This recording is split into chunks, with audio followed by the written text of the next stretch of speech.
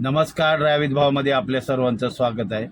हा व्हिडिओ पुण्यातला आहे। पुण्यातील जी शाळेची बस आहे त्याचा चालक त्याची वाटतं त्या बसची ना धडक एका बाईकला झाली आणि तो व्हिडिओ शूट करत असताना त्याचा राग इतका अनावर झाला की पहिला हा व्हिडिओ बघा, नंतर आपण बोलूया।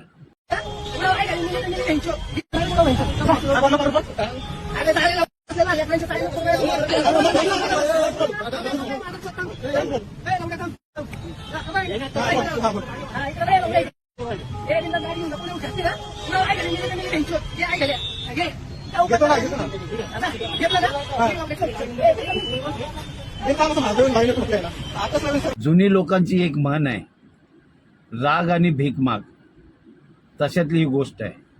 इतका राग अनावर झाला की तो काय बोलतो हे त्यालाच कळालं नाही आणि त्याने व्हिडिओ शूटिंग केलं।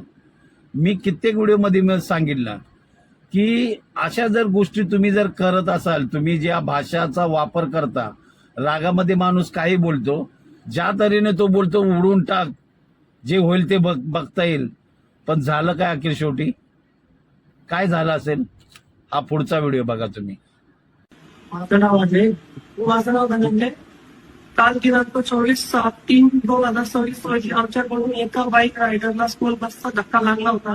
त्यावेळी मी गॅस हातवारे करून आंबाच्या भाषेत मोठमोठ्याने शिवीगाळ करून धमकी दिली होती, परंतु त्यानंतर आम्हाला पोलिसांनी पोलीस चौकीत आणून चांगलीच योग्य ती समज दिली असून यापुढे आम्ही असे कोणाशी वागणार नाही किंवा शिवीगाळ करणार नाही। मी सर्वांची माफ मागतो, माझ्याकडून चूक झाली असून मला माफ करावे आणि आमच्यासारखं कोणी करू नये, जेणेकरून तुम्हाला त्रास होईल। पोलीस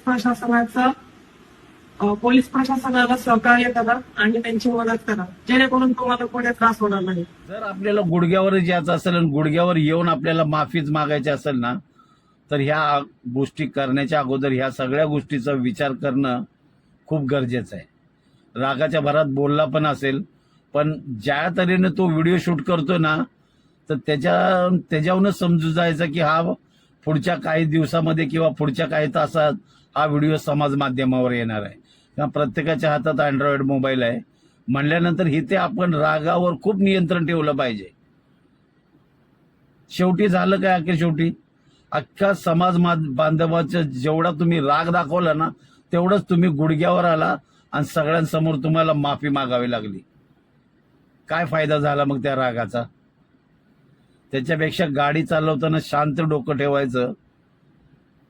कित्येक माझ्या आयुष्यात अशा घटना घडल्या, पण आपण शांत ठेवतो डोकं। कित्येक बाईकवाल्याने आपल्याला शिवीगाळ केली, पण करणार काय आपण अशा चारचाकी गाडी चालवतो, मारामारी करून भांडण करून काय होणार आहे? आता तर लोकांकडे मोबाईल आले, पटकन शूटिंग करतात, पण काय झालं अखेर शेवटी? गुडघ्यावर येऊन माफी मागावी लागली। त्याच्यापेक्षा अगोदरच आपल्या रागावर नियंत्रण ठेवा, शांत गाडी चालवा, सुरक्षित अंतर ठेवा। त्याच्यामुळे काय होईल? प्रवास सुखकारक होईल। तुम्हाला काय वाटतं? ह्या व्हिडिओबद्दल नक्की कमेंटमध्ये सांगा।